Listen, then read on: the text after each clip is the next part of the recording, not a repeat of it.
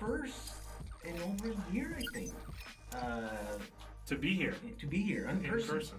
It's weird. Yeah, it's weird for me too. I got both of my injections, so I'm ready to rock and roll. I came down here for 10 days to do a bunch of stuff. So why don't you tell us a little bit what you do, just for people that are watching this that don't know? Sure. Yeah, I'm an automotive journalist. I write for a number of places, jalopnik.com, Autoweek, a site called EV Pulse, and then I co-own a site called Flat Sixes, which is all Porsche stuff. So those are the main outlets that I write for. And then I run a car show called Radwood, and I'm starting an electric-only car show called Autopia 2099. So that's only electric. Yeah. Oh, wow. Well, electrified. So electrified. We would allow a hybrid or hydrogen or something like that. But if you're... Because hybrids typically have not been cool in a lot of circles, but if it's like a DIY hybrid, like a performance hybrid, right? All of a sudden it changes, right? Yeah. I mean, I'm thinking along the lines of like a Porsche 918, McLaren P1. Yeah, those are performance hybrids. Those are very cool. Yeah. But even if you modified your Prius, you slammed it on airbags or whatever, like that's cool. I want to see that. Yeah. Okay. So this is pretty weird because you're traditionally, like, what would you say? You're a car guy first, and then now you're like, you're embracing the EV stuff? Or? Yes. I mean, I've had gasoline in my blood since I was a kid. Okay. Not literally, that'd probably kill me, but you know what I mean? So I grew up a car guy. My dad was big into Ford Mustangs, so he had a couple of those when I was younger, and I started wrenching on stuff. I bought some old British cars. I've had a bunch of old German cars. I'm a big Porsche guy now. And the industry's changing, the economy's changing, and the environment's changing. And so I want to kind of stay with it and not lose, I still love cars, whatever they're powered by. But I lately have fallen in love with electric cars. And really the one that really flipped that switch in my brain was the Taycan. I tested the Taycan in 2019, and I was like, oh, this is it. This is the real deal. It's fast. It's fun. Yeah. It's well built. It's fast. It's fun. But it still handles like a Porsche. It still has that Porsche DNA. And yeah, I mean, I'm going to miss shifting gears and stuff like that, but that's all going away anyway. Nobody's buying manual transmissions anymore. Yeah, right. The paddle thing is not really, it's almost like an automatic that you just tell when to shift. Right. So, yeah, as manuals go away, I'm fine with losing gasoline too. Just give me a full electric, fun time. So since because I'm an outsider, right? Like, I'm not a car guy. I'm becoming slowly. Sure. Right? But, traditionally, I'm going to be this new wave of people that became a car person, like, after them. Because you were a tech person first and then got it. Okay. Yeah. If it wasn't for the electric thing, I probably wouldn't be as much into cars. Interesting. Right? Yeah. So it's a different thing. But since you are from the traditional car world, how do you think the entire, like, culture is it, are they embracing it, or is there, what would you say, like, is it mostly embracing it, or mostly they're still fighting it? I think mostly it's indifference. Okay. I wouldn't say they're fighting it, but I think mostly it's just like, that's not for me, it's kind of their thing, whatever, let them do their thing. I think that'll change as they become more adopted in everyday life. Because electric cars are still only 3% of the market or something like that.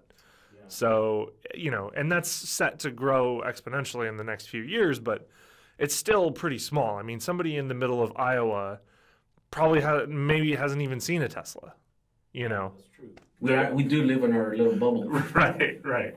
So, and they definitely haven't seen a Taycan. They probably haven't, they might have seen a Leaf, maybe. Yeah. So, like, to them, their idea is like, Priuses and Leafs and stuff, that's not really my thing.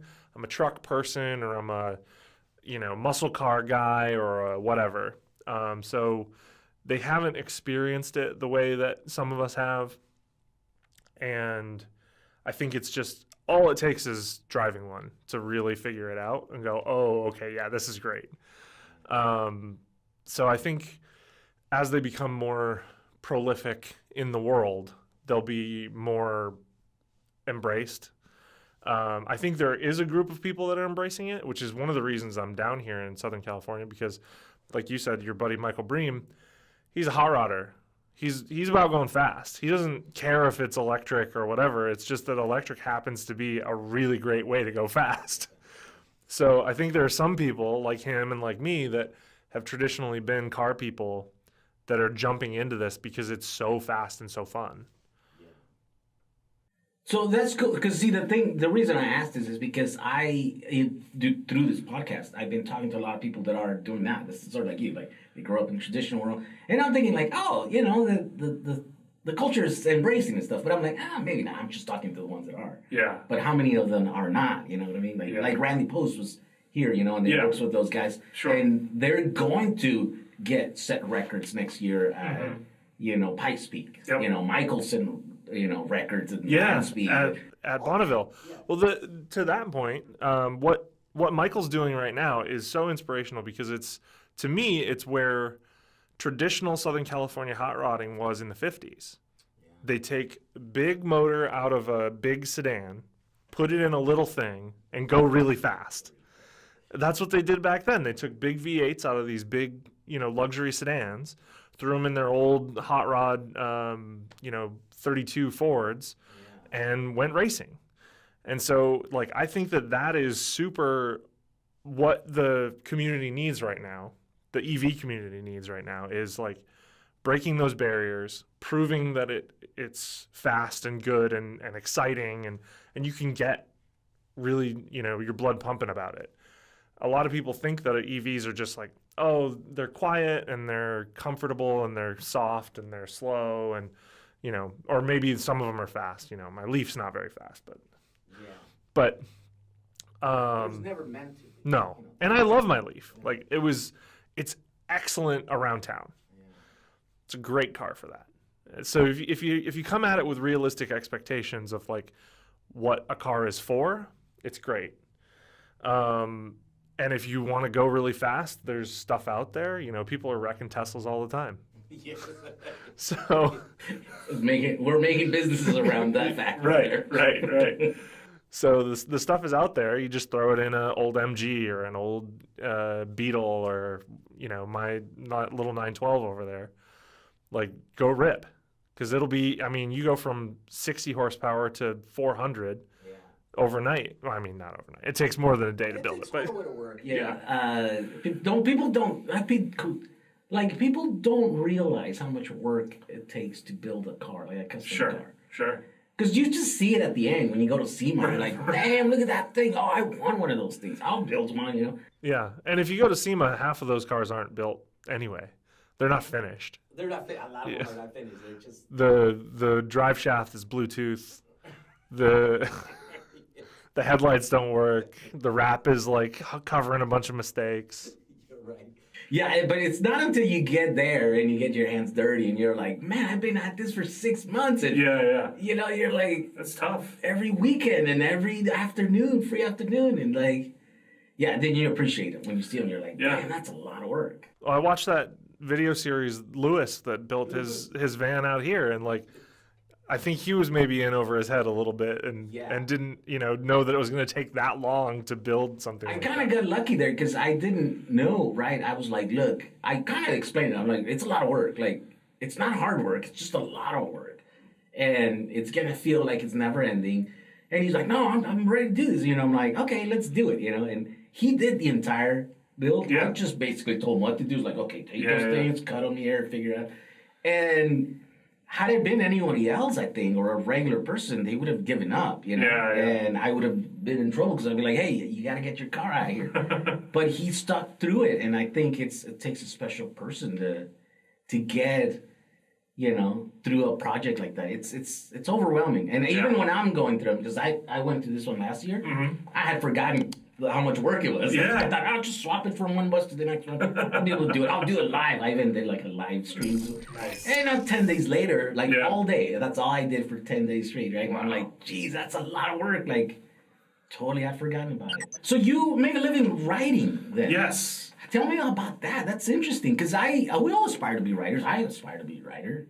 Especially with you, I'm a YouTuber, but you can't YouTube unless you're crafting some kind of story. It all started by writing. Sure.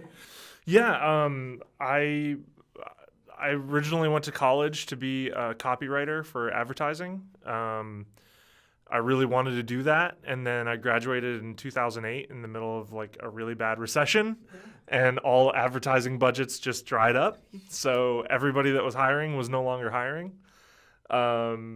So I graduated with really nothing to do and nowhere to go. So I moved into my dad's basement in Atlanta, Georgia, and got a job selling Porsche parts over the internet. And I was always a car guy, but I was never really into like European cars and sports cars and stuff. I was more of a muscle car guy.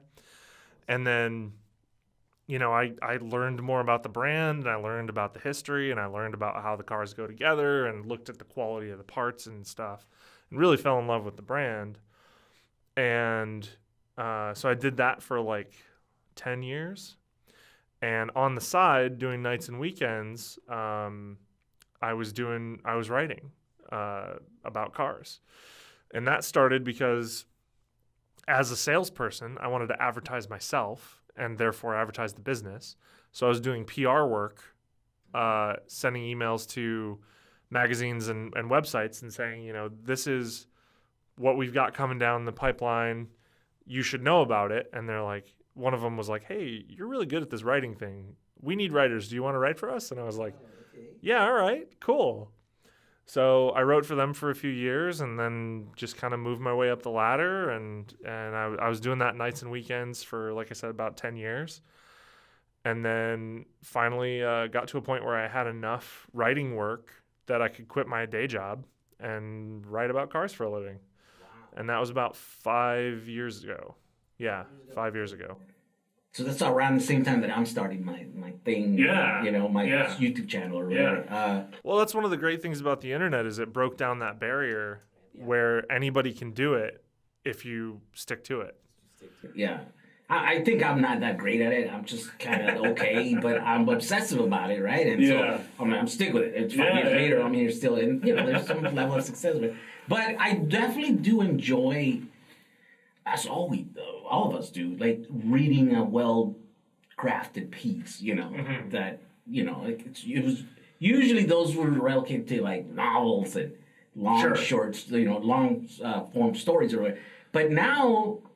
Yeah, we're starting to get that with like in subjects that we like cars, for example, or electric cars. A niche of a niche, right? Right. Yeah, I mean, my favorite is always electric swaps. People building stuff in their home garages or in shops like this, or Michael down in almost San Diego building crazy Bonneville stuff. Like that's always been for the last 3-4 years has been my like. Focus. I love that stuff because, like I said, it's super old school hot rod, but new tech. Yeah. And so I'm super interested in that, and that's a like niche of a niche of a niche that I don't know. I really dig it.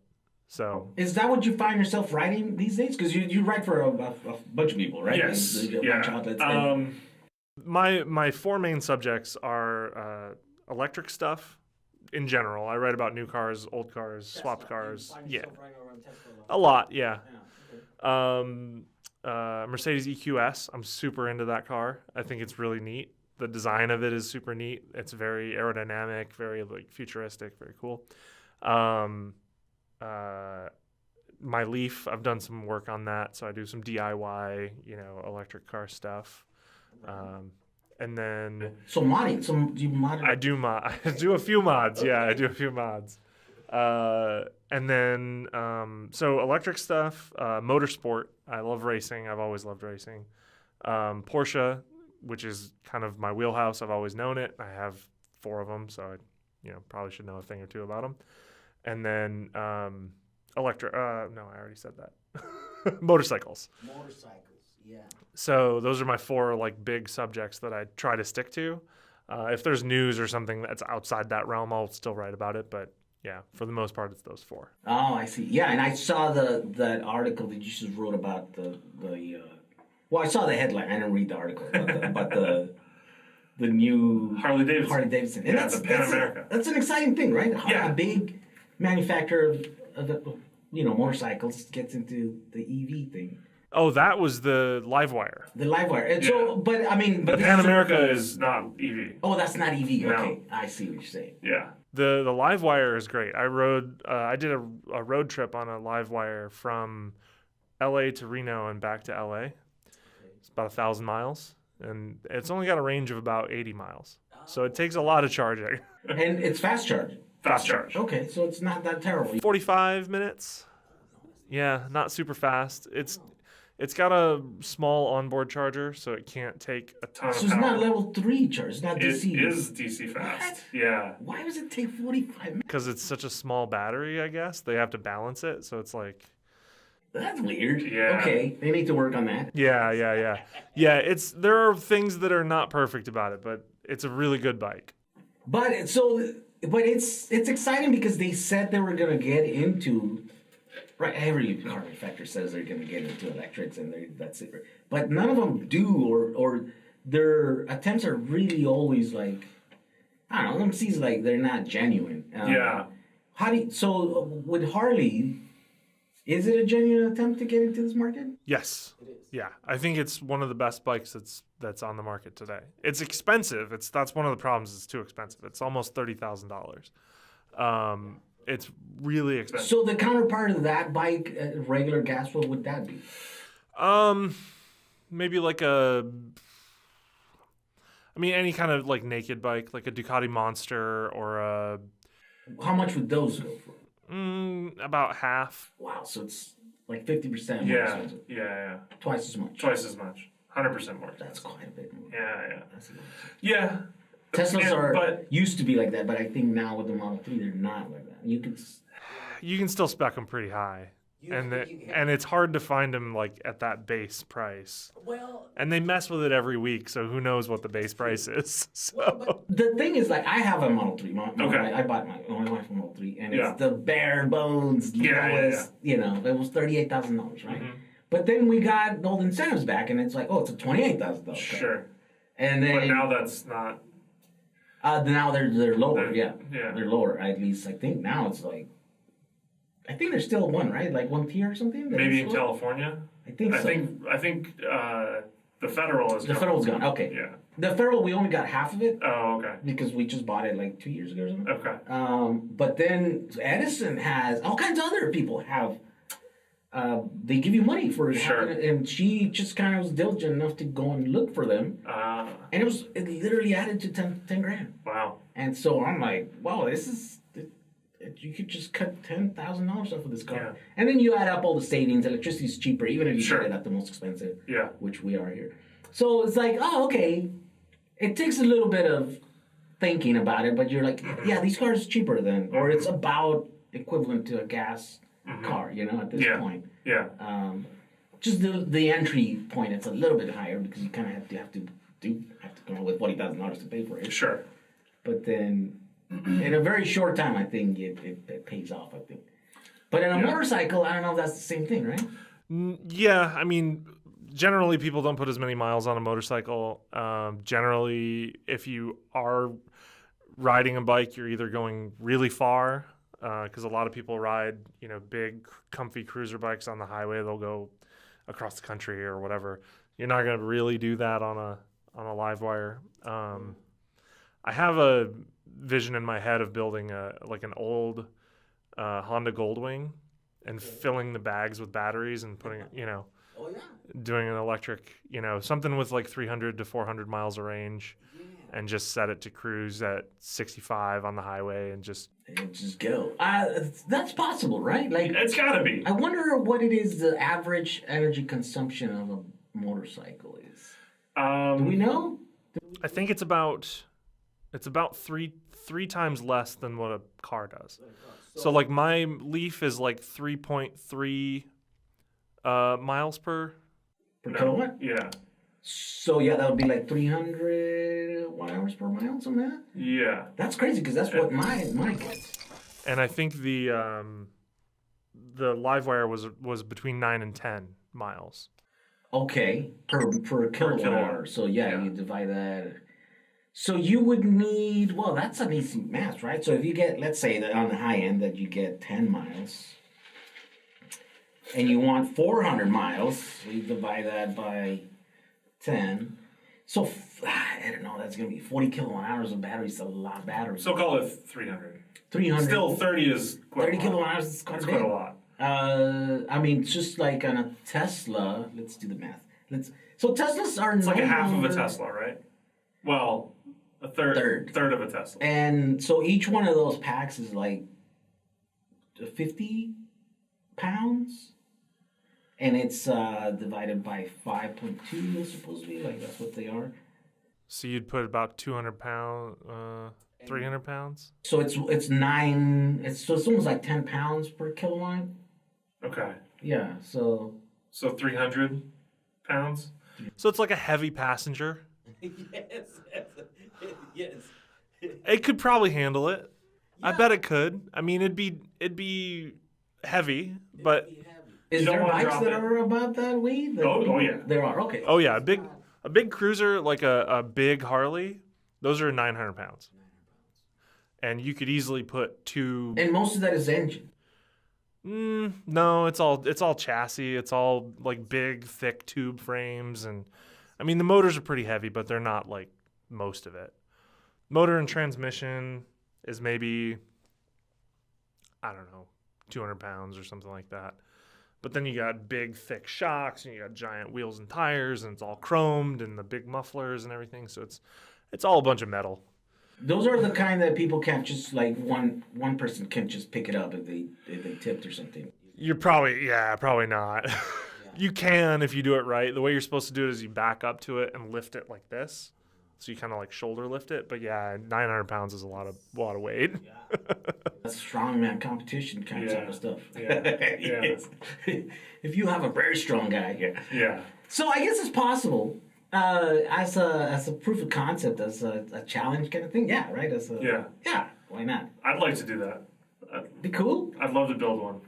With these new batteries that we're getting, those scooters. Earlier today, I showed you my little thing that I got going here. And so, for those of you who are listening to and watching this, like all the scooters that were around all the cities around the world, they all kind of went away. Mm-hmm. Like they all went bankrupt. They all exchanged hands. And so most of these ended up going to recyclers. And so people then, the recyclers didn't know what to do with the batteries. So they're like, who can get these batteries? Who has interest in it? Who would pay money for them? And then people like me are snatching them. Yeah. Right, and we're just buying truckloads of these things. And yeah. Like a lot of people are just selling them as like batteries, and then it's up to you to figure it out. And I've been doing extra work to figure out how to use them, how to find applications for them. And so the result of that is that now we have a lot of these really high quality battery packs systems. That we're getting for like nothing, So batteries, lithium batteries, have never been cheaper. Yeah, well, and as more electric cars get on the road, they're going to get crashed. They're going to go to junkyards, and there's just going to be huge stashes of lithium-ion batteries that you can just pick up for almost nothing. There's going to be, and so the thing is that, and that's a responsible thing to do because a lot of these batteries still have tons of life in them. Tons of life in them. I'll give you an example. There's one of my suppliers that got like a whole truckload of batteries. But because the person who dealt with them before him didn't know what they were doing, they were pouch cells and they literally cut the terminals off. Yeah. And so he's got like, something like 80,000 pounds of these batteries that are amazing. They're like, I bet you they're new because they don't seem like they're, I don't know what they come from, right? But he couldn't use them. He sent me some, and I'm like, these are amazing, except there's no terminals. Like, you can't. It's too hard. So what he ended up having to do is send them over to, like, it's called Redwood. Okay. It's essentially the Tesla guy. That he's setting up. And so they recycled them. Right? And so that's a huge amount of waste because you're recovering the materials, Right, right? The right. raw materials and stuff. But they were already built, and they could have, yeah. Perfectly good working batteries that Shame. someone just ruined because they didn't know what they were doing, right? Yeah, And so yeah. there's quite a bit of that happening. And so like that's sort of like the job of people like me to do is to step in and be like, no, you're not recycling these yet. We're gonna put them in this Porsche. We're gonna put them in this bus. We're gonna build e-bikes with them. We're gonna do all kinds of stuff, right? So there's a lot of job opportunities that are coming up, and it's a crazy new world that we're living, and it helps to have people like you that are excited about this, that are from the traditional car world, right? Yeah. So it was interesting, like when I had the conversation with Randy, I thought the same thing. I'm like, you hold records in all these racetracks, like you're legit. Like, why are you doing messing around with Teslas? Hey, we like a challenge too. We like even us old school gasoline guys. We like to learn new stuff. Yeah. That's my thing anyway. I love to learn about new tech. I love to learn about new ways of doing things. And I know that like I don't know enough to do even half of what you're doing, but I want to learn it. And hopefully eventually I will. I learned how to tune a carburetor. I kind of know how to tune electronic fuel injection. I sort of know my way around my little fuel injected 912 out there, so I've had to learn all that stuff somehow. Yeah. So now it's time to learn it a new thing Electronically, yeah. Putting in a controller and checking out graphs and it's a different thing. It definitely is, right? And some of it is beyond me too, like over my head, you kind of think. But it's if you're interested in it, it's like if you like going fast, if you like a reliable car, if you like breathing. Like, my thing is not really fast. I mean, I enjoy going fast as much as the next guy, right? But it's not really my thing, Well, I mean, it fits perfectly with the bus and the, old Beetles and stuff. It's like, these things were meant to be driven slow anyway. Yeah. So just take it easy. Cruise. I just want to build cruisers that are easy to, drive, that are... So it's not, I mean, it is faster. It's faster. But it's not about being faster. It's about being easier. Yeah. It's and reliable. There's a lot of people that just want to have like a cool car in the garage and they can get in, fire it up, and go. And go. Yeah. Not have to. Because if you think about it, these old cars, like especially Porsches, well, not these ones, but the older like air cooled and stuff, and Volkswagens, like there's a lot of maintenance that have to go through. Sure. Like you'd have to adjust the valves on the early Volkswagen motors like every 4,000 miles or something. Like. Mine needed that. It's got a Type 4 Volkswagen motor from a bus. I mean, it's the original motor for the car, but it's the same as a bus motor, 2 liter. Oh, okay. And that would have originally had adjustable valves, but I had the motor rebuilt last year. No, 19, year before last. Yeah. Last year doesn't. Last year didn't happen. Yeah. So I had the motor rebuilt, and I was like, well, while it's getting rebuilt, we're gonna do hydraulic, so we never have to adjust those anymore. Yeah. But after I got the motor done, after I got it in, I was like, oh, for what I spent doing all that, I could have just electric swapped it. Really? Because that's the thing, though, right? Like, people ask me how much is it to convert a car, and tradition was like, well, it was like $35,000, $40,000 or something, and then it's like, well, it's down to 30 now, And then people are like, well, that's ridiculous. Like, nobody's gonna pay that, right? And then I'm talking to some other guys, and they get high performance motors, even for Volkswagen. And they're like, oh, that was a $10,000 motor, and I'm like. You guys are there. You guys are some of you guys are spending this already. Like, it's not ridiculous. From start to finish, that project, I mean, it was more than just the motor. It was a clutch and flywheel and stuff like that too, but it was a $15,000 rebuild. Yeah.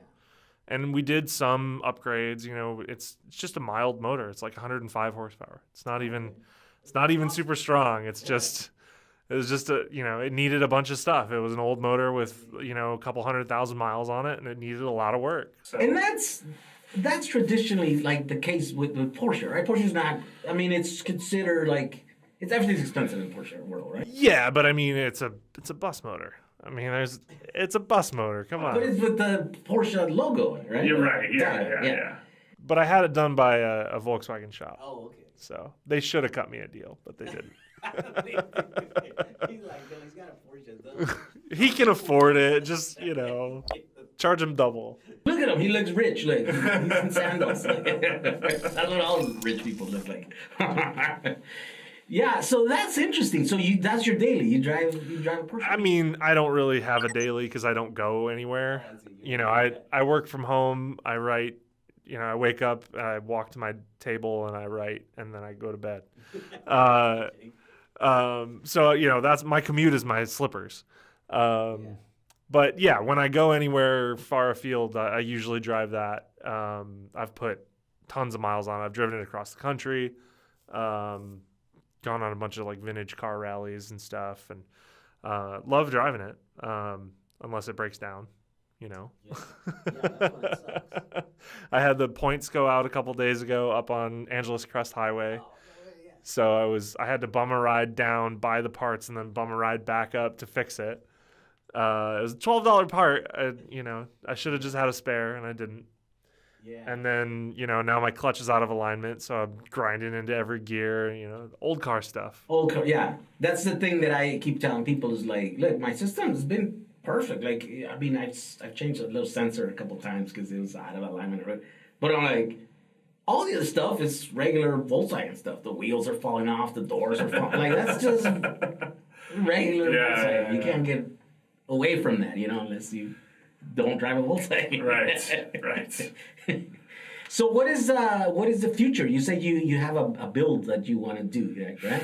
Yeah. Well, I've got a few, but yeah, the one I'm working on right now is a 1997 Porsche Boxster. And 97. 97. Okay, so it's a modern car. It was the first year. It's a 2.5 liter with like 200 horsepower, and a friend of mine in Reno recently built a DeLorean powered by a Leaf motor, and he's got good motor controller that he built himself and figured out like how to make it work.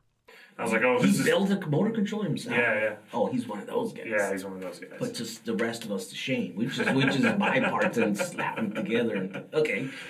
So he's one of those genius guys. And have you heard of the Teslonda? Yes. It's the same guys. Okay. Those guys built that crazy thing. He built this electric DeLorean.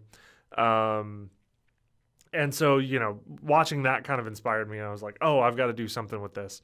So I bought a Leaf motor, and I'm not going to replace the gasoline motor. I'm going to put the Leaf motor in the front trunk and power the front wheels and keep the gas motor in the back so I can use both at the same time. And it's going to be a track-focused car, no windshield. It'll be all fairinged in. The battery will be where the passenger seat used to be. Race seat, cage harness, the full, the whole thing. And then the gas motor will power the rear wheels. I'll move the fuel tank and the radiators to the rear of the car and then have all that space in the front for just the electric powertrain. And But the cool thing about the electric motor is that it's tiny. It's just a little ball like the size of a watermelon. Yeah. Everybody thinks the Leaf motor is huge, but you've got the motor, the inverter, the cooling, the charger. All of that is in this stack. I see. That's right. That's what that looks like. I've seen. And so it's super tall, but you can take all of that apart, and you've got just the motor is like this big. I see. Yeah, it's just the way they bundle it to put it in that car. To put it in that car. It's all under the hood, so it's all stacked up on top of each other, like a traditional motor. What is that going to do to the dynamics of the car? Because you're going to add some weight to the front, but not much. I mean, if it's just the motor, and the chargers, like that's not nothing. So if you put the battery on the passenger side, now you're putting the weight in the center of in the middle of the car. So obviously it'll add some, but with removing the radiators, moving those to the back and removing the fuel tank, there's a couple 100 pounds there. So it'll probably kind of balance out. And I might actually have to put some batteries in the front trunk to help balance that out. Yeah. And that's one of the good things about, modular batteries is you can kind of put them where you need them to go. Yeah. To balance out the chassis. To build the perfect car, or at least as close as you can. Yeah. Nothing I'm building is perfect, but hopefully we'll get there. But it's going to be heavier, but you're going to have more power. So Yeah. and it's going to be all-wheel drive. Yep. So, And it'll have like a push to pass button, so I can put down an extra 150 to 200 horsepower to, if there's some slow guy in front of me, I can just go and just. why wouldn't that be always turn on? Just depending on how much battery you've got left, I guess. I want to be able to do like a fast lap. Yeah. So like if and obviously you're not going to need it as much going into the corners, so you'd be regenning into the corner, and then you can button power on out of the corner or whatever. I don't know. We'll figure it out. Yeah. And then you'll have to manage the whole thing, like how much power goes to each motor. Like is it going to change? Is it going to be static or dynamically change to the front to the rear? Yeah. Right. That'll all be that'll all be run through the computer stuff. But from my perspective as the driver, it'll just be put your foot down and it'll go. Yeah. Hopefully, that's the idea. So, like I said, I'm not like I'm becoming a race fan, right? Okay. Traditionally, I haven't been, but it took like I don't know. Oh my God, I can't remember his name. Blake Fuller. You know Blake Fuller? I don't know. So he has a couple of records at Pikes Peak. Okay. He got them on a Tesla. Okay. And he took that Tesla to Austin, whatever the racetrack in Austin is. Circuit of the Americas. Yes. Yeah. And he totally stripped it down. He did all kinds of stuff to lighten it up. Yep. But it's a stock Tesla. Okay. And he took a few of us around that track, full speed on a Tesla. And I'm like, holy crap. Like, this is not like, I've been on like a P100D and I stomped it. Sure. Ludicrous. I've done all that stuff. Yeah. But it's nothing like having a pro on a racetrack, right? And just taking those corners, at full speed, and taking the acceleration out of those corners at full speed. You're just like blown away. It's like a roller coaster, and not just any roller coaster, like an A, like a 10-level roller coaster. Yeah. When you walk out of that car, you're dizzy. Yeah. Yeah, it messes with your brain. Yes. Because it's like there's just information overload. Like, we're going too fast. What's going on? And really, having a pro driver driving, it's the best way to do it because you don't have to worry. You're like, this guy's not going to crash. He knows what he's doing. He's knows what he's doing. Yeah. He's probably not going 100, right? He's just, going. It's my 100, but his is probably like 50% or something. I don't know. Yeah. It's really, it's the best place, the best way to do that. It's and I don't think a lot of people get to experience that because who gets to get Sure. Right. Yeah. And it really changes you because you're like, oh, racing is cool. Yeah. It's like Yeah. And that's not even like racing. Like, they're not going wheel to wheel. They're not like, beating and banging or anything. There's racing is awesome. Yeah. I mean, track days are great. I love doing them. I'm not a racer myself. I'm not going to go, beat and bang doors or anything like that. But yeah, tracks are fun, and there's a reason there's a bunch of them out there. So let's talk about your car shows because because you're doing one. It's just electric cars. Yes. Okay. That one's Autopia 2099.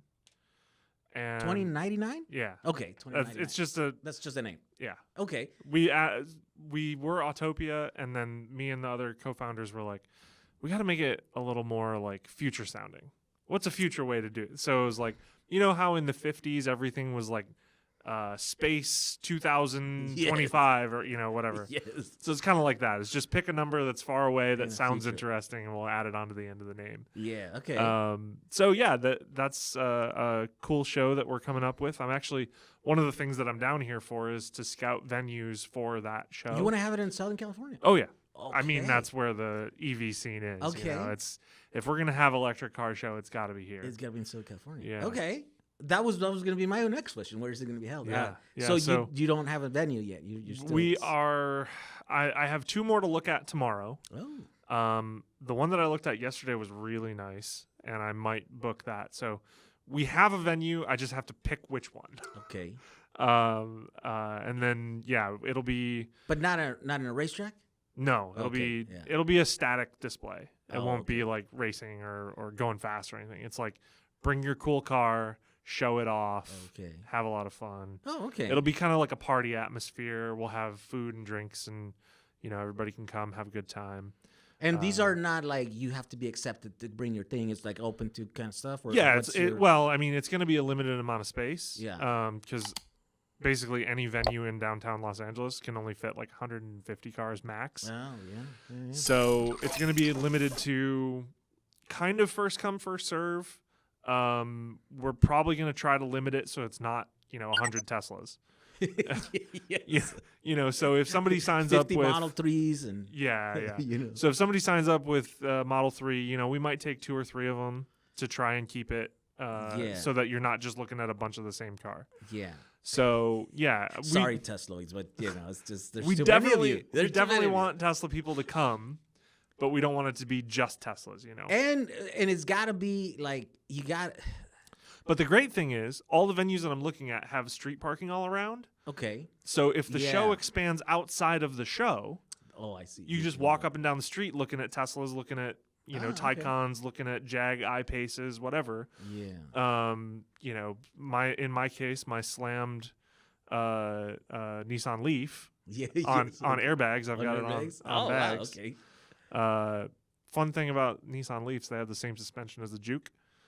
So if you buy Juke airbags, they just bolt right up, Really? slam it to the ground. There you go. So That's good to know. that's one of my projects I'm working on right now. Have you written an article on this? Not yet. Oh, it needs to be done. It's not finished. Oh, okay. So I got to finish it You first. got to finish. Yeah. Because here's the thing: the Leaf. No, it was in the Prius. People were more. There's definitely some slammed Priuses. I've There's seen some really cool ones. They're more annoying to me because here's the thing.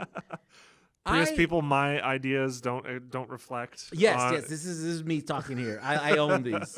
I'm sorry, Prius people.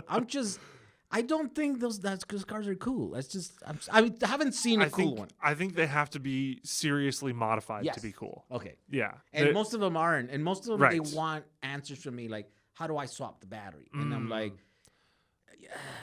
I could help you figure out how to swap the battery, Yeah. but in order for me to spend that much time on a car, It's got to be worth it. I gotta believe that the car is cool. Yeah. And Yeah. I'm sorry, but the Prius is not cool. And at least not one that I've seen yet. I'm not Sure. saying that it couldn't be I've cool. seen some really cool ones. There's some with like very like Japanese style body kits that have like wide bodies Okay. and big wheels and tires, and they're slammed on the ground and everything. Yeah. Those are really cool. But the show, yeah, I'm really excited about the show. It's hopefully going to be the first weekend of December. Okay. So there's still plenty of time to plan. Yeah. Tickets aren't available yet, but they will be hopefully soon. As soon as we get locked down on a venue, tickets will be up. So look for those in the next couple of weeks, hopefully, fingers crossed. Okay. But yeah, somewhere downtown LA, somewhere cool. Maybe as far one of the venues I'm looking at tomorrow is out by LAX, so kind of in the LA area. Okay. Yeah. And then yeah, we'll hope for around 150 cars and really cool backdrops, really cool, very Instagram friendly, very What is are you gonna have like a panel? Are you gonna have like Q&A? Could do, sure. Maybe Yeah. Speakers, keynotes. Yeah. Were you It's- aware of the one that happened in the Fully Charged Live that In happened Texas? Yes. Yeah. So theirs was more like a B2B kind of thing, and it was like very like Yeah. very like what do you call it? Like a trade show kind of. It felt like. Yeah. Were you there? I didn't go. You didn't go. Okay. So I thought so too, but the atmosphere was like, it felt like it was just people that were excited about cars. Like, Okay. it was just like, I'm thinking about an Yeah. electric car. Yeah. I bought my first electric car. I'm excited. That's why I'm here. Mm-hmm. It just felt like there's a bunch of YouTubers that were speakers, Okay. including myself. And so I think we drove the audience there. And so a lot of people were somewhat enthusiasts, but a lot of consumers mostly. Well, that's what Yeah. I felt like Yeah, it was, yeah. right? And so I thought, wow, this is something new. I was Yeah. weirded out by the whole thing.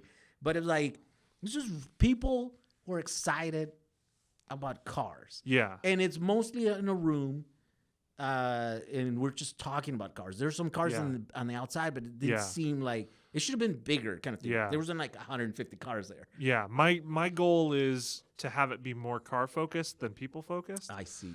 and have all of the conversations be one-on-one. I see. So Instead of, like mingle in the crowd, have a good time, come out, have a really cool artisan lunch, you know, with cars around, and talk to your friends, invite your friends, go just have a good day at a car show. At a car show. And it's going to be more about having fun than about Yeah, that's kind of traditionally a car show, Southern California car show, like the Volkswagen shows.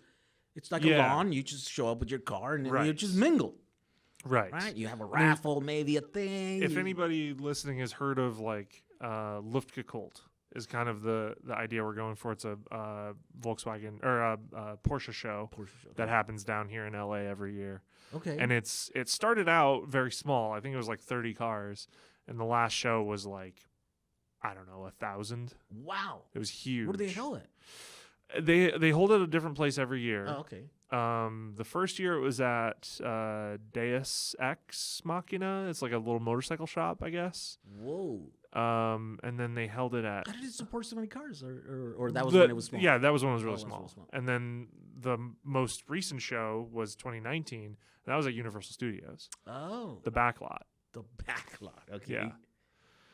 Like the whole, The whole thing. like there was the Western set, there was a city set, there was the That's downtown set from Back to the Future. Yeah. It was all of that. It was all there. Oh, that's cool. It was amazing. It was just cars parked on the streets in this fake city. Yeah. It was really cool. That's cool. I haven't heard of that because I'm not in the circles of Porsche, right? Like, Yeah. The Porsche are like the guys that think we're wannabes because we're like we're the lower tier, Sure, Volkswagens yeah, or whatever. yeah. But my brother's highly involved in a show. It's called what is it called now? A Prado. And they Okay. hold it here at Prado Park. Okay. It's a huge park. And yeah, there's like 1,200 cars to show. Yeah, yeah. Old Volkswagens. Oh, Mostly cool. old, Wow. classic. They used to be like really anal about like keeping like only this kind of cars. But I think now last year they kind of opened it up. Even water, what do they call them? Water coolers. Water coolers? Yeah, yeah. Which is like, usually they're like, no, it's only air cooled Yeah, Volkswagens, we discriminate against the modern cars. Right, kind of right, thing. right. Yeah, so the idea is to have it be very like aesthetically pleasing and very friendly for your Instagram photos. So you can come, take a cool shot, make all your friends jealous that you were there and they weren't, Yeah. and and have a good time. So that's so the idea. only thing to qualify to be in this show is just has to be electric.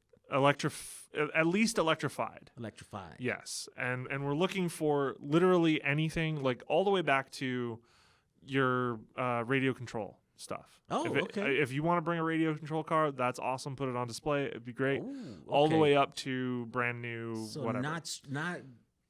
not exclusive to street legal cars. So Right. maybe like dirt bikes. Maybe if you Absolutely. have some Absolutely. weird- Yes. Okay. If you have a home build, if you have a weird thing that you built, I want to see it. Mhm. Like in the blurb for the thing on the website, it says if you have hydrogen powered rocket roller skates, I Very want cool. those at the show. Okay. That's the cool stuff. I want to see that.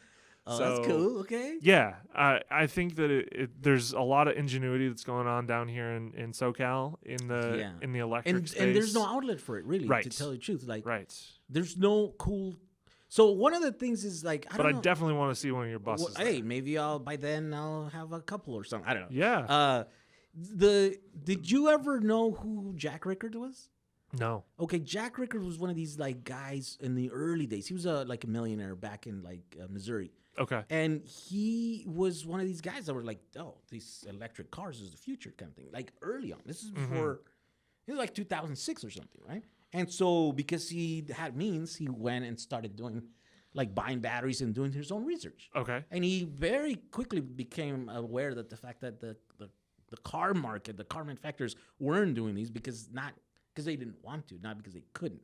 He's like, the technology's here. Like, look, Yeah. I'm a nobody.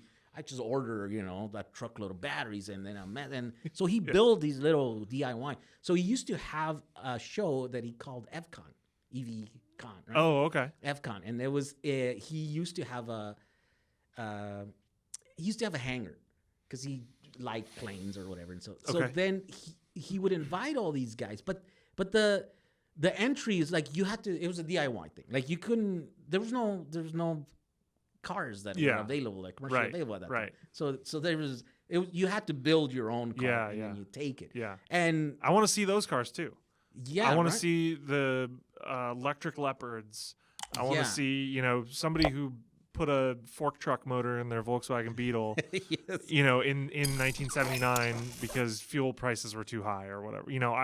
That's the stuff that really gets me going. The way I look at it, there's 4-ish main eras of EV. There was at the turn of the century in the 1900s. Yeah. There were manufacturers that were building them, and then they got shut down because gasoline was more available. Yeah. There was the 70s when there was the fuel shortage, fuel crisis. People started building EVs at that time. Home build EVs. And then through like the 80s into the early 90s, there was a little bit of that. It kind of carried over from the 70s. It was like the pocket protector crowd that was like very Silicon Valley. yeah, pushing up your glasses, very nerdy, kind of, But those are cool. And then the third wave was in the 90s with the California ZEV mandate, where you had EV1, RAV4 EV, Ranger EV, that kind of stuff. Manufacturers were starting to build them. Yeah. And then the fourth wave was when Tesla started. There was Tesla and Leaf dropped in 2010. And the last decade, the last 12 years have just been like huge growth. Yeah. So this is the one that actually stuck, and it's actually working now. And those other three were kind of like experiments in the Just space. Getting ready. Yeah. So this EVCon thing was great for thinkers and people who would build crazy things. Yeah. But then the guy passed away, and so he hadn't done it in many years, and that's Okay. missing. So maybe you're gonna bring it back. That's what I want. Yeah. That's what I want to be. I want to see the weird, the interesting, the cool, as well as like the newest, hottest tech from manufacturers. I want concept cars. I want, home builds. I want race cars. So if I build a Cybertruckified like Beetle, for example, Sure. I can take that. 100%. Yeah, okay. I mean, as long as it's not powered by diesel or gasoline. No, it'd be electric. Yeah, of course. Yeah. That'd be awesome. Have you seen some of the renders? If you did a Cybertruck Beetle, I'd park it right in the middle of the show. I'd put everything around it and pointing at it and going, "You need to look at this. This is cool." Yeah, because have you looked at that? Because like when the Cybertruck came out, I hated it. I was like, no, that's still hate it. Stupid still look, hate it. stupid thing. This is not the Warthog. I love the Warthog. I grew up riding the back of that thing, shooting aliens. Right? Sure. This is not it. But then when you see the renders of all the Cybertruckified vehicles that they're doing, you're like, oh, well, I want that. Like, that is cool. I think if somebody had built the Cybertruck themselves, it would be cool. Probably. Yeah, maybe. But because it's Tesla, it's like, you think so? be a little serious about this. That's never coming to market looking like that. It can't. I think that was part of my, but it was part of it. I thought, like, Elon, what are you doing? You're going to be stupid. Like, people don't like this. But if some guy in Temecula built that in his garage. Yeah, I think I would be fine. I'd be like, yes. Yeah, it'd be like, oh, that's neat. Cool. Good on you, man. Yes. You're right. I was kind of worried about the Tesla because I'm like, Tesla's company's not invincible. They still could go away. Like, there's a lot of people that are rooting against it. There's, you still have to figure out how to make money, all this stuff. I'm not rooting against Tesla. I'm rooting against Elon Musk. You are. Yeah, I hate that guy. You do. He's such an idiot. It came across on your last post, last article, because you were saying that Tesla didn't make money manufacturing cars, selling cars, but they made money Biden's reselling Bitcoin. But they made $101 million buying and selling Bitcoin, which is not very good because they bought $1.5 billion. Well, yeah, they still own a lot of it. I see. So they only sold enough to make $100 million. Okay. And then they sold a bunch of ZEV credits. I see. To other manufacturers. I see. To cover the losses for everything else. Oh, I see. And before people get crazy about it, like, I admit they wouldn't be able to sell those ZEV credits if they weren't selling electric ZEVs. cars. Yeah. If they didn't have an electric car to sell, they wouldn't have that credit to make the profit on. And yes, they're that investing. is attached to every car that leaves their plant. Okay. Right. So and they are admittedly reinvesting a lot of their revenue into new factories and stuff like that. So there is some built-in loss in They're in growth Gigafactory mode, Berlin and Gigafactory Texas, and like they're working on that stuff. So yeah, they're reinvesting some of that money. So it's not a loss per se, but it's a cost of doing business. So I understand that. Okay. But the optics of we sold this many cars and we took in this much revenue and it's negative. Okay. Like that, you Which can't, is not it's rare, not right? I sustainable. mean, no, sure, but it's not sustainable long term. Didn't Amazon did it for like 15 years or something? Or Yes. Everybody besides that, right? Amazon did it because they wanted to force everyone else out of business. Yeah, they want to They're dominate like, the world. they're like, oh, essentially. we're gonna just take a loss But on this so that isn't- our competition But dies. isn't Tesla doing the same thing? Maybe. I mean, it's entirely possible. Because they're growing so many side businesses, like Solar and energy and batteries. Yeah. non-car related Sure. products, services, right? Yeah. It's like essentially that guy, it's going to dominate. Could do. Coal industries, right? It could Because he's do. doing Yeah. so much. I mean, like the internet thing, right? Like that's a side thing of this rocket thing that he's doing for NASA. right. But once he turns it on, Sure. guess But what? that's We're also all not paying. Tesla. That's a different company. That's a different company, yeah. But it's the same But- guy, and but it's yeah. like I think he's doing the same thing with Tesla with the solar thing. Sure. Which, by the way, they don't sell Tesla Powerwalls anymore without solar. Oh, really? They just I didn't know that. that just came out. Someone was okay. looking into it, and they're like, which is like, okay, so you're now saying that you have to buy your solar, To get the power. and if you already have solar, you're out of get luck. it. Yeah. Good luck. We're not going to sell you a battery, which is Well, kind of weird. I was thinking now that the battery that's in my Leaf would be good for It solar is. storage. Yeah. It So is. maybe I'll do that. Except the problem with that is that it's still a DIY thing. Yeah. Everything that I'm doing is DIY. Yeah, And it's illegal in some way, shape, or form. Yeah. Right? And Yeah. so in order for people Technically, to in Nevada, I don't think we're allowed to have solar storage at all. at all. At all. Yeah. Even though power walls are built in Nevada. Wow, look at that. And that's the thing that I get tired of arguing with people about laws. Is like, look, just because it's a law doesn't mean it's good. It's right, ethic, morally, or any other. yeah. You know what I mean? Like, they have this reverence for law. Some people that is just blind, and I'm like, Yeah. no, like I don't have that. Yeah. And it's weird. Like Disregard the law. people don't want to admit to that, but I'm like, look, I mean, okay, think about it this way. How many people are okay with speeding? That's a well, law. That's a law, yeah. That's a law. And You're breaking the law. yeah. So where do you draw the line? If the line is, well, this law is just inconvenient for me, Yeah. then Well, you which know. I think most of us do. That's, Sure, That's where yeah, we draw the line. absolutely. yes. So it's inconvenient for me to not have solar panel power, So maybe I'll break that law. Maybe I won't, but maybe I will. Yeah, and I mean, to each his own, right? I'm Yeah. like, because people ask me about the laws all the time about the stuff that I'm doing, and I'm like, look, it's up to you to figure out if it's Yeah. illegal or not. It's up to you to figure out if you want to do this. I'm just Yeah. gonna talk about the tech, about Yeah, the yeah. procedures, about the how to do the thing or That's whatever. that's a smart way to do it. I'm yeah. like, because here's the thing, like people know. I actually made a video because I came to this country legally. I was a legal alien for Okay. most of my life. Yeah, Just recently now, I married a citizen. Now I'm a legal resident of the United States. there you go. But I've made videos about that, and people are like, "You should be ashamed of that." But I'm like, I don't feel ashamed. Well, I was born like 90 feet south Yeah. of the border, like, and you're telling me I don't belong here? Right. I'm like, look at you. You come from Some guy, 150 years ago drew a line and said you don't Imaginary belong line. here. yeah. Yeah. It's weird. Yeah, it's absurd. And usually the people that will tell me that I don't belong here, that I should go back to my country, I'm like, look at you. You come from Europe. Like, what do you? yeah, The yeah, brown you don't this belong is here. brown people's like land. You understand? It's like it's weird. Like, okay. Yeah. No, I mean that's totally like, what would you do for your family Yeah. to have a better life? You would probably break some laws if that's what it came down If it to. came- yeah. So yeah, it's totally a And double it's a weird standard. thing, but it's just Americans don't know. Don't know that like people like me, there's no legal way, because they go just do it the legal way, but it's like no, you don't Yeah. get it. There's Yeah. no legal way. Yeah. It's like it's only this. This is or nothing. Right? I'd still Yeah. I would still be in Mexico if I did it the legal Yeah, way. and you'd be waiting until you were 85, and then they Kid might finally let you. Kid you not, we actually did it the legal way.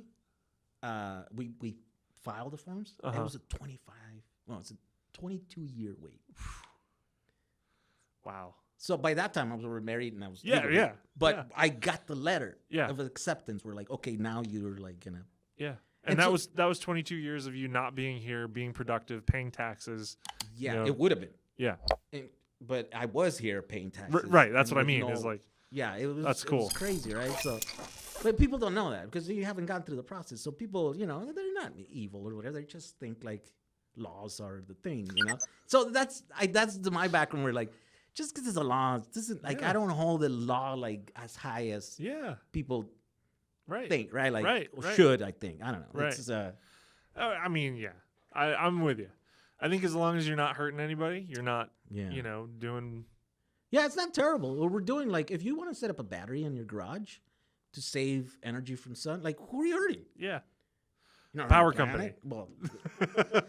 Well, but see, here's the thing: those guys are not your friends. Like, No. you know what I mean? Like, No. those are private Yes. enterprises who are pocketing money instead of spending money in infrastructure. Right. To the Right. point where they have to pay billions of dollars, right, in lawsuits Yeah. because they kill people. Renewable tech. Buy-in. Okay. So I can pay more per kilowatt hour into my house to offset to buy more renewable. Oh, really? Yeah. Okay. So I do have solar on my house, Okay. but in addition to that, anything that we buy from the grid is certified, you know, Clean. renewable. Renewable. Yeah. Oh, So I see. it's That's cool. and in Nevada, a lot of that is geothermal. Geothermal. But we also have wind, solar, and hydroelectric. I wonder what. So why do you think they made it illegal to have your own storage? I don't know. I only know that from my solar installers, so they might have been just like saying that. Oh, I see. Just because they didn't want to tell Yeah. you why they don't offer it or something. Right. Yeah. Maybe. I don't know. But I think that it has something to do with the power company because Oh, okay. there is like the part of the law is that once you're attached to the grid, you're never allowed to go off grid. You can't cut that cord. That's another weird one. Yeah. And no matter what, if I'm 100% self-sustaining and I'm using only just solar, Mm-hmm. I always have to pay to be attached to the grid. Yes. So every month It's a there's a service fee. it's like a $16 grid fee. yeah. every I month. can kind of understand that one because it's like people could abuse it, right? Like, oh, you know, you're living here, but you don't want to be attached to the grid, Right. you know, and then the living conditions kind of lower, and they're Sure. like, no, let's just make it a law that everybody needs to be connected. so Right, that right. These, so I kind of, and it's $16 or $20. Sure. It's a nominal fee. Right. I'm I'm not complaining too much. Yeah. I'm just saying like there are some weird like laws with solar, but thankfully in Nevada we're allowed to do net metering. net metering. So everything that we don't use goes back to the grid, Yeah, and then what we do use is subtracted from that. from your usage. Yeah. Yeah. So that's cool. There's still happening here. I think that we have the same here in California. I think, but here the problem is that there's too much solar, Mm-hmm. and there's a surplus during the day, Yeah. and so It's the duck curve. Yeah, Have you heard that? Yes. I even want to make a video about it Yeah. because it's 'Cause so you're- ridiculous. It's nothing. You're using a lot here, and then it goes down, and then it goes back up. Yes. It's Duck. literally creating the same problem in the morning that it's in the Yeah. afternoon. It's just backwards. Yep. And it's costing us just as much. Yeah. Right? It's stressing the grid just Yeah, as much. yeah. And people don't know it. They're like, "Oh, I'm going to put solar in my house." And you're like, "No, you're just helping the problem." Like Yeah. you're not at home during the day? No, I'm at work. Like nobody's using that. Yeah. Nobody needs that power. Yeah. You need to store in batteries. So the answer is storage. Yes. It would fix the problems Yes. here. Except There's a really interesting storage idea that's going on back east that I heard about that I really love. It's massive storage, and it's lakes. oh yeah. You've got two lakes, and you pump the water from one lake into the other lake during the day, and then at night you just slowly let it go back down and then run that turbine. and run a turbine. Yeah. And so it's just you're pumping it up using the solar electricity during the day, and then at night it's creating Going with down. gravity, Yeah. which is like, whoa, it's so cool. Yeah. Such a great idea. I think that's happening everywhere. I think even here in California we have. Okay, Yeah. cool. There's several lakes that do that. It's just, it kind of there has to be their like geological like. Yeah, right. I guess you can build a lake. Yeah. But I think whatever it is, it's it's quite a bit of a. Yeah, you have to have one lake above another the lake. other one. Yeah. And then the other thing, there's other ones too. By the way, they have these giant discs. Yeah, and they spin them up. Okay. Just yeah. It's mechanical. Yeah. Energy. I'm like, why don't they build something that's really heavy? I mean, it could be anything. It'd be rocks. It'd be sand. It'd be dirt. It could be a landfill. And then you lift it. Yeah. During the day, and then you drop it. Like, it doesn't have to be water. It could just be something solid. Yeah. That's a mechanical battery. Yeah. So there's a bunch of ways that you could do this. Sure. I just think that we need to spend money on it, right? And I don't. Yeah. think, Well, yeah. It's all research and development and getting it to massive scale to actually handle the amount of power that we need. Yeah. It's crazy, but that's my daily life. That's what I just scream at people like in YouTube, like buy batteries, do this thing so you can save money and help the grid and yeah. But also do fun stuff like putting in cars. Yeah, right. I just think it just ticks all the boxes. Like you're doing right by the environment. I think. I mean, it's a little bit better. There's a footprint to everything you do, right? But in the long run, I think it's gonna be better. Yeah. I mean, power generation is our biggest source of greenhouse gas emission in this country, in the world. Power generation and running heating and cooling for buildings, and that's where we spend the most amount of money and energy. Yeah. Is doing that. And it's just electricity. I mean, everybody says, Bitcoin's bad for the environment. The only reason it's bad for the environment is because it uses a lot of energy. Yeah. Because the energy is bad for the environment. So we need to clean up our energy, and then Bitcoin's not bad for the environment anymore. And the weird thing that gets me about this, people say that it doesn't have intrinsic value, right? Like, and I'm like, what do you think the dollar is? The dollar's fake. It's made up. It's the same thing. Fiat currency. It's based on faith. Yeah, right. Faith, right? Except this one actually has work. Like, it took work to make the electricity. Then it took electricity to make it has more intrinsic value. Yeah, maybe. Yeah, because there's a limited amount of it. I don't know. Yeah. Yeah, I don't know. I'm not a Bitcoin guy, but I have some investments in it, and it's a roller coaster. Definitely every day. I wake up and like, am I broke today? Or all right, I made thousands of dollars. Okay, I'm broke again by lunchtime. Yeah, it's weird, but it's fun. And if you have some, don't invest your rent money, but if you have a little bit extra, you can your kids' college fund. Don't do that. But it's a crazy way you could make a lot of money really quickly, and you could just lose it just as quickly. But it's interesting. I've never been interested in finances until now because of it. It's a new thing, But here's the other thing that I've learned is that the best way to make money is just to work. Right? If you're smart and you find a niche, you're the right place, and then you're hardworking and you're committed to you'll be all right. That's the great thing about this country is there's a lot of opportunity. You can make money. You can make a fortune. I think that it's more difficult now than it was probably 50 years ago, but it's still there if you work hard. I mean, I've done it. I worked really, really, really hard, and I've finally got to a point where I'm doing a good job that I love, that I'm, putting away some money for the future, and I'm able to invest in some dumb little toys. And, work on some projects and get my hands dirty. So it's a good life. Yeah, because you get to do what you enjoy doing, right? Yeah. Like this is it. Like this is not like you're doing this because it's profitable. You're doing this because you like doing this. You mean this podcast? Well, the writing about the cars. It's that's your passion essentially. Yes, correct. Yeah. And I mean, I'm here because I love it. Yeah. I drove across town today because I love it. Yeah. I have the friends I have because of where I am. I have the cars I have. I've built my life around cars. Yeah. Because it's what I love doing. It's what you love. Yeah. Which is, it's a good place to be, I think, right? Like, I know there's people that don't. Not everybody's got that. Like, I think the majority of people hate their jobs. Yeah, I think so. Yeah. I don't know if I think at the very least they're not excited about it. It's like it's a thing that we have to do every day just so that we can. I just got to go in for 8 hours most of my life, You think about it. and do something. When that's, you sleep 8 hours and then you work 8. I'm like, that's most of your day. Yeah. Yeah. You're living with the scraps. Yep. Unless you're doing something Yeah, you really that you enjoy. Or at least gives you like the mental motivation to keep coming to doing it. You know?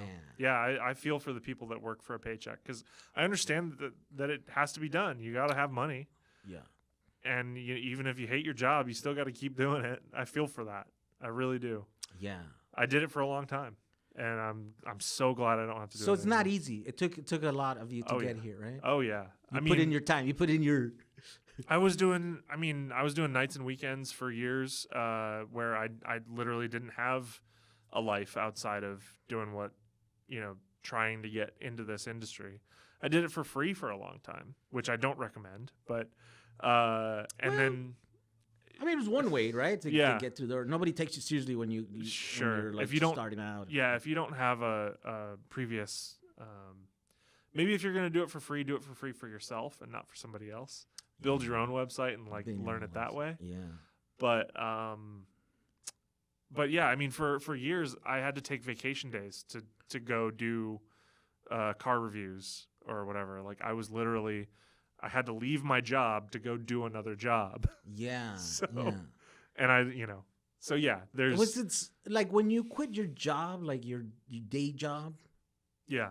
Was it scary? Yeah. Oh yeah. It was scary. Oh yeah. You were like, damn. Yeah, because I didn't have insurance. I left a job that had insurance, that had benefits, that had 401k, that had all those things, and I was like, I walked away from it because I didn't love it and I wanted to do what I loved, and like 6 months earlier we had just bought a house. Oh wow! And so like I was like, I really got to commit to this. So the stakes were high. The stakes were high, and I couldn't have done it without my wife. Credit to her.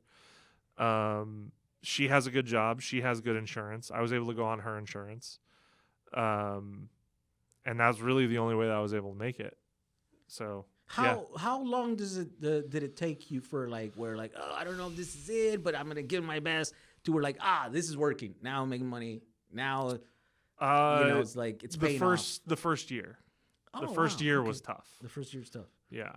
So you were smarter than me, I guess, because for me it was more than a year. It was like 3-4 years where I was broken. I'm like, I didn't know if I should do this, like, but I love doing this, so I'm just gonna keep doing it until. Well, I can tell you that my first year, 5 years ago, I made less that year than I paid in taxes this year. Okay. So. Yeah, so there you go. So you're doing well. You're good. Yeah. It's paying off now. Yes. The gamble paid off. Yes. That's a good place to be. But it took a while, right? Yeah. I mean, how old are you? I'm 33. Oh, you're young. I still got time. You're young. You're good.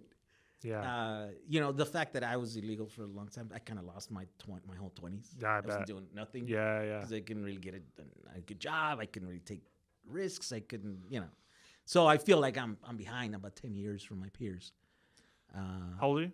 I'm 42. No way. I think I'm Come 42. on, you're lying. I'm 42. No way. 77. All right. Yeah. All right. But I feel like. Well, yeah. So we're the same age, basically. Because I like that whole decade when I was illegal, I didn't exist. I couldn't go. I couldn't do what normal people do. You've built something with your name on it that people recognize, that people buy from. Like that's cool. Yeah, I think so. I mean, I think so. I mean, yeah, that's cool. People tell me that. I don't know. I'm like, okay, I love helping people, and I do it doing the thing that I want to do. I want to do videos. It's kind of weird because I have to take this little detour because it's hard making money doing videos. Yeah. So I have to set up these other businesses where I'm selling batteries and stuff. Yeah. And it's fulfilling because this is a thing that people need, right? It's like, it's really a good thing, but it's not. I don't have as much time to do videos, so it's like, oh my god, I gotta get back to it. But it's the side hustle becomes the main thing, and then you gotta I keep having to do that, so I'm like, whatever. It's just. But I mean, you got two buildings. You got stuff. I can't complain. I love working with batteries, except I want to do more videos. It's like when you have these two competing, like, loves. Have you ever in shocked your life, yourself? I haven't too much. Okay. too much. No, I wanted just a single time, and it wasn't bad. It was just like you felt the thing, right? But people in the internet, they think I'm really. I mean, I've been called everything, right? Like from a fake, a fraud, a whatever, like a idiot, and I'm all those things. I'll give it to them. At times, I'm all that. But I have respect for electricity, and so Yeah. I don't. Yeah, I think you have to, right? I haven't burned and a battery. Like I haven't. A lot of the battery stuff is DC, so it's not gonna like jumpstart your heart or anything. Yeah, it's not. It doesn't hurt. That's the crazy thing. Yeah. You feel it, Sure. and you're like, "Whoa, it's like AC. It hurts. Yeah. That hurts. Yeah, I've been shocked with that. And it's like, I've been shocked by my by a spark plug, oh, and that really hurts. Yeah, That because it's because that's thousands of volts, and it's like very like intermittent, so it's Yes. almost like AC, but thousands. yeah, of volts. but a lot more. Yes. Yeah, I hit that where like I was trying to test the spark plug with a screwdriver to see if it was arcing, Yeah. and my arm was on the engine lid, Oh yeah. and so it arced from the screwdriver through my arm to the engine lid. And I was like, oh god, Yeah. yeah, that one hurt. I bet it did. Yeah, no, I tend to not get a lot. Like I'm really safe. Like, and people don't think that. People they think I'm, because look, I'll give you an example. My bus doesn't have a BMS. Okay. That a battery management system is like a little computer to keep these batteries are amazing, but they're very fragile. Like if they go out of balance, if you overcharge them, undercharge them, if you run current through a dead one, you kill it instantly. And then when you try to charge it, they overcharge the other ones. So it's like really dangerous. I don't know if it's really dangerous, but it's very easily you can get into problems. And so in order to mitigate that, the whole industry has decided, like, no, you have a computer that checks with multiple sensors that is checking every single cell group that you have in this thing. And at the first minute of, there's actually active balancing. They check and they try to charge individual cells and stuff to balance this stuff. And whenever that fails, then it just shuts the battery down, right? So I built this 8 years ago. And 8 years ago, there was those things. The ones that were available in the market were horrible quality. They were actually more dangerous than just running your battery without a BMS. Yeah. And so I decided that I'm not going to use a battery management. So I'm just going to do this thing, do several little steps here to make sure that. And here I am, 8 years later, still running. Except that now I kind of whenever people ask me if they should use BMS, I'm like, yes, definitely use a BMS. Yeah. Like, do not do The quality's gone up where it's good. Where now you should have a thing. It's like should you drive without insurance? Well, you can, I wouldn't recommend it. but you shouldn't. You know what I mean? Like you shouldn't. And I think every build from now on here, I'm gonna put a BMS. It's just this thing. It's kind of there, you know. I've been doing that every day, and people think I'm so responsible because back in the days I used to explain this. It's like, oh, don't get a BMS because they're terrible now. But now things have shifted.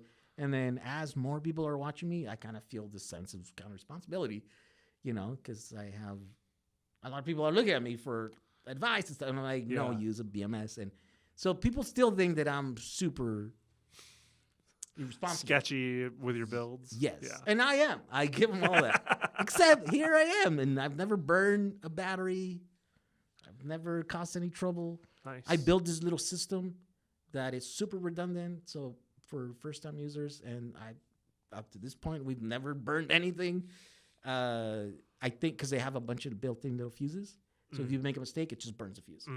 And I'm like, we saw like 20,000 of these little boards or whatever. More than that, like nearing 50,000. So I think they're safe enough. You know what I mean? Yeah. Like we have a good track record and stuff. So. Yeah, I don't think I'm that dangerous. I just appear to be as dangerous. But I definitely don't. I try to tell people what to do and not what not to do. Yeah. I'm like, you should learn the thing. If you really want to do it, do it. You should try it. You try to be safe, but try it. You know, test it. You know, give it a shot. Just make sure you don't get in trouble, kind of thing. Just be smart. It's kind of a weird thing to have to tell people all the time. So you're here for another few days, you say? Yes.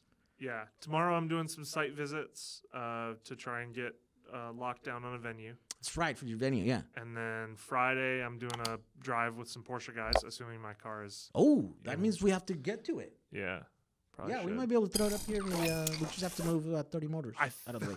And then, Well, I can help you with that, but I think that the adjustment is in the pedal, in the throttle, in the clutch. oh, in the front cluster. area. Yeah. Oh, so you might not even need to. might put it not up even there. need to put it on. Oh, the lift. okay. But we'll see. Yeah. That'd be awesome. Anyway. And then so Friday we'll go on a little Porsche drive, and then I'm gonna be on a podcast, and then I'm gonna head home. And then you're done. And Yeah. then from there, where can people check your workout? Because you're you're all over the place. Yeah, just Google, exciting, interesting things, and my name will probably come up. But no, jalopnik.com. I'll have some EV stories for Autoweek.com. EV Pulse is a site that I work for. Flat Sixes is a site that I run. That's the Porsche. Yeah. So general interest is Jalopnik and Autoweek, and then electric stuff is specifically for EV Pulse, and then Porsche stuff is specifically for Flat Sixes. And then radwood.com, we have an auction site for 80s and 90s cars called radforsale.com. Really? So check that out. We've got some really cool stuff up there right now, but it's also going to be like more than just cars. It'll be accessories from the era, your Nintendo system or your Game Boy or your members only jacket or your skateboard like retro, yeah, retro stuff. Yeah. So that'll be that's up and it's now. auction style. It's so. auction style. Oh, yeah. that's cool. So check that out. And then Autopia2099.com, or we have an Instagram. All of these things have Instagram, obviously. Okay. So, yeah. And then we can wait for that so we can go to that show when it happens here. Yeah. Here's the thing. There was one other EV show here in Southern California, which was held in the same spot where EV West is at. Oh, okay.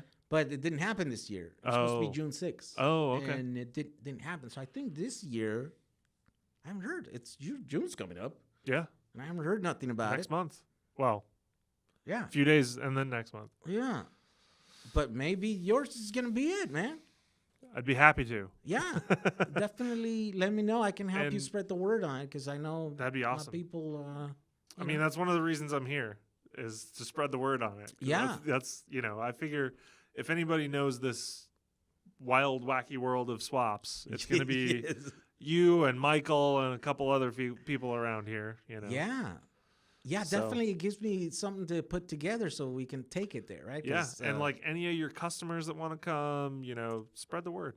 We'll do a little JAG meetup. Yeah, meetup there. Yeah, because I never have those because I'm antisocial kind of thing. But I'm kind of excited because that's one of my people, like the Yeah. DIY people. They're building stuff. Yeah. That's And that's the thing that I think is going to be really cool about it is like getting all these people together and having that much brain in one place. They'll all go, oh, we should work together on this and we can make this. And like, that's one of the great things about Radwood is like all of the things that have happened in the community outside of our show, outside of the 80s and 90s show, is like new podcasts have been formed, new friendships have been formed, new build ideas have been formed, Lemons teams have been formed. Like it's just, it's so cool to see the community come together in one place and just watch it expand. Yeah. Getting all these people in one place and watching what they do is what makes me so excited about doing shows.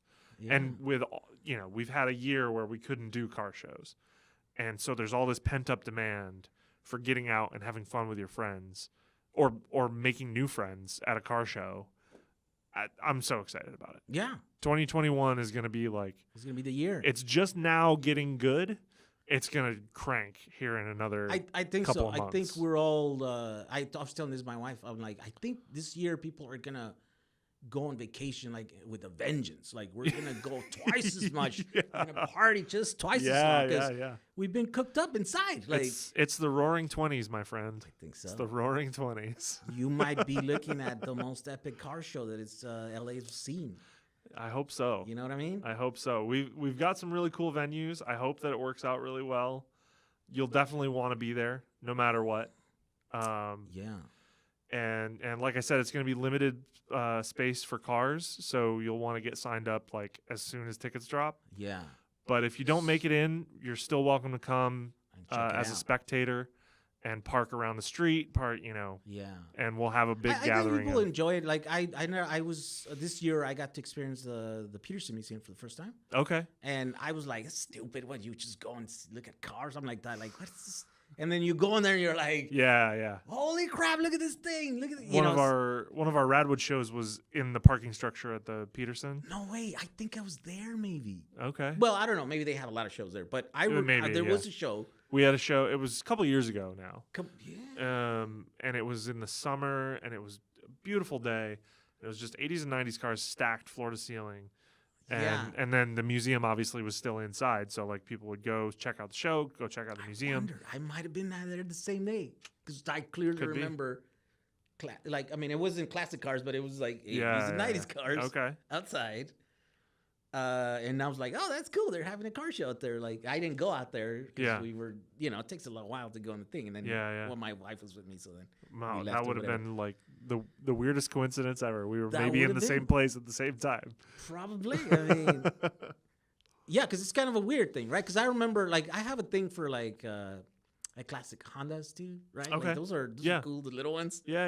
And Like Z600s and yeah. yeah. And they're rare. Like, you don't see a ton of them yeah. because they didn't make that many. So whenever you see one, you're like, what the hell? It's like, so I kind of remember seeing one or two in that from a long. I'm like, oh my God, that's like a classic Honda. I'm like, and I know there's other shows. we had Honda there as one of the Sponsors? they brought cars from their museum Okay. to the show. But a buddy of mine, well, acquaintance of mine that I'm friends with, I guess, down here built an S600 with a motorcycle motor, Okay. and he made it hybrid. Hybrid. Okay. So he put a little electric motor, chain driven to the crankshaft. And oh, so I see. Yeah, so it's got like a Wait. But so does that mean when the gas motor is spinning, also the Yeah. electric motor has Yeah. to spin? yeah. So they're tied together. Wow, Yeah. that's weird. Yeah, okay. I guess that's not weird, but that means that when it's off, no, I guess it's not weird. It just has to spin that extra mass, that little Yeah. motor. Yeah. Okay, and it works. I don't know the technology behind it, but he's got videos about it. It's very cool. Yeah. I think it's Go Fast Matt is his YouTube channel. Go fast, okay. Go Yeah. fast, Matt. There we Yeah. go. We can look it up. I think that's it. I hope I'm not messing it up, but yeah. Anyway, so Radwood's back July 10th. Our first show is July 10th in Northern California. Autopia is the first weekend of December. We'll have a Radwood around middle of November down here. Oh, okay. We're still locking the venue on that, but Oh wow, you're seriously like invested in these car shows things. Oh yeah, yeah. These yeah. events. We're trying to do 6 Radwoods and 1 Autopia this year. Damn. Okay. So 1 a month is what we were trying to do. That's what we had scheduled for 2020, and then obviously everything went down.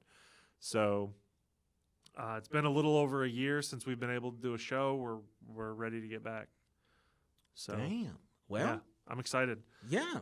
So yeah, that's the long-winded answer. Is that's where you can find me on the internet. Is all of those All places. those shows, all those places, all those So, websites. if Yeah, you- you're busy. If you didn't get that, rewind it, watch it again, write it down this time. I think we usually put links on the. Okay, Yeah, cool. so we'll put links on the description of this cool. video. Yeah, well, Brad, thank you for coming and talking to me. You're living an exciting life. Shoot, it's 3:48. We've been talking for a while now. Yeah, well, that's usually how it goes. When you have something interesting to talk about, right? Yeah. It's time flies. Yeah, man. And definitely, you have interesting stuff going on, and Yeah. quite a bit of it. Yeah, definitely. One day, maybe we'll have you back again. For sure. Anytime. Yeah, and maybe we'll even do like a little video on the show. That'd be great too. Because I like to cover some of these events. It's pretty cool, right? Like I did one for the last. They just called it the EV show, the one Yeah. that they have over here. But, Okay. it's a little generic. Yeah. But it is what it is. Yeah. And it was sort of like that. I think a lot of those people, if it happens or if it doesn't happen, are gonna end up in your show because Yeah. that's kind of the crowd. It's like Yeah. it's quite a bit of. So Yeah, go follow us on Instagram there, Autopia 2099, and as soon as we have tickets available, it'll be announced presented there. there. Yeah. Okay. Well, And yeah, I hope all the success to you, and Thank you. We'll keep reading those articles that you keep writing, and yeah, I we'll do see a the lot show. of them. I think I've done over 1,000 already this year. So Damn, that's crazy. yeah. Oh, so here's one last question before we go. yeah.